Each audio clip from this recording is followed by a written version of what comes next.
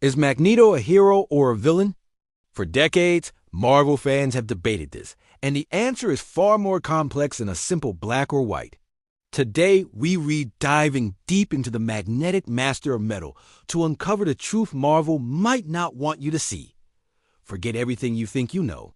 We're going beyond the helmet and the dramatic cape to explore the man, the mutant, and the revolutionary leader known as Max Eisenhardt. Let's start at the beginning, because to understand Magneto, you have to understand his pain. Born a German Jew in the late 1920s, Max Eisenhardt's childhood was stolen by the rise of the Nazi regime. He and his family were sent to the Auschwitz concentration camp. There, he witnessed unimaginable horrors.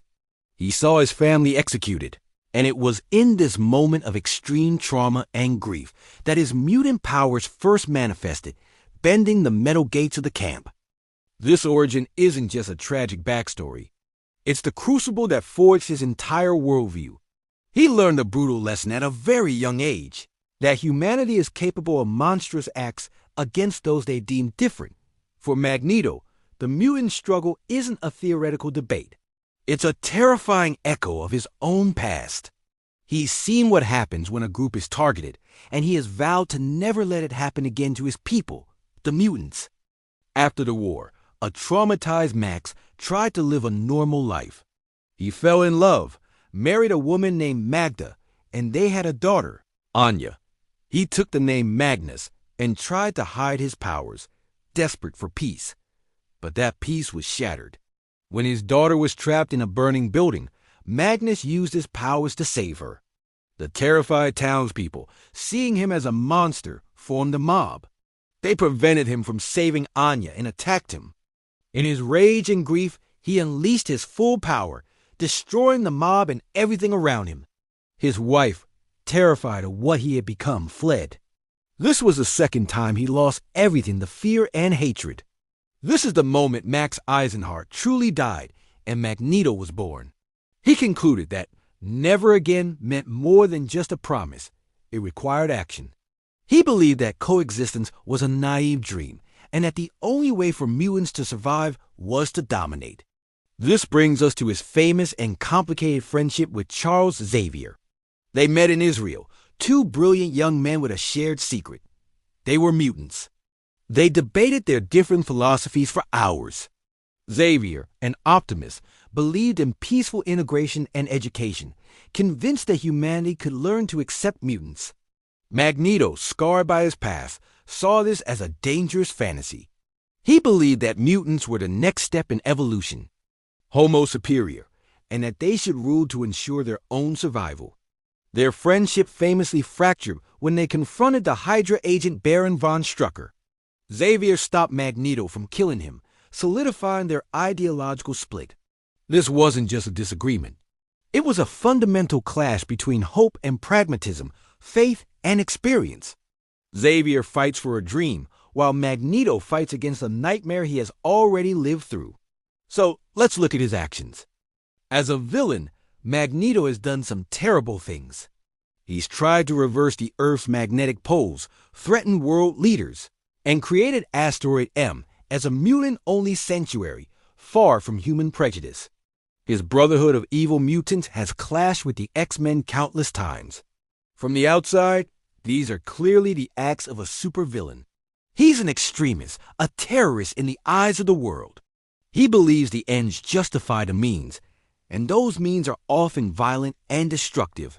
He's willing to sacrifice human lives to protect mutant lives, viewing it as a necessary casualty in an ongoing war for survival.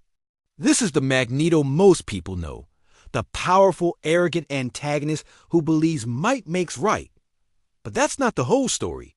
Let's flip the coin and look at Magneto the hero.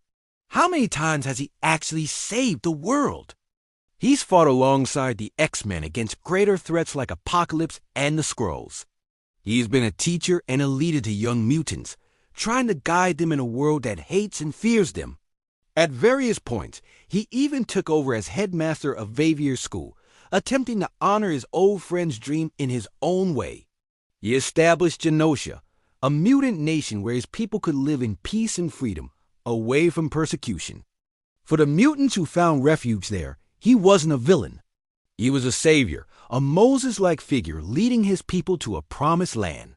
When Genosha was destroyed by Sentinels and millions of mutants were killed, his deepest fears were once again realized on a catastrophic scale.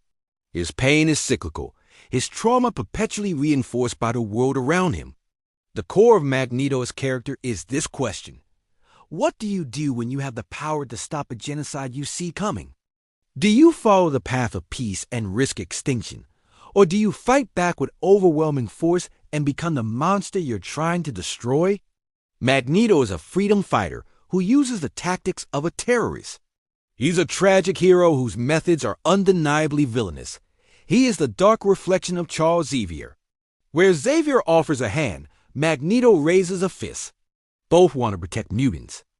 But their methods are born from vastly different life experiences. Xavier grew up with privilege and hope, while Magneto grew up with persecution and despair.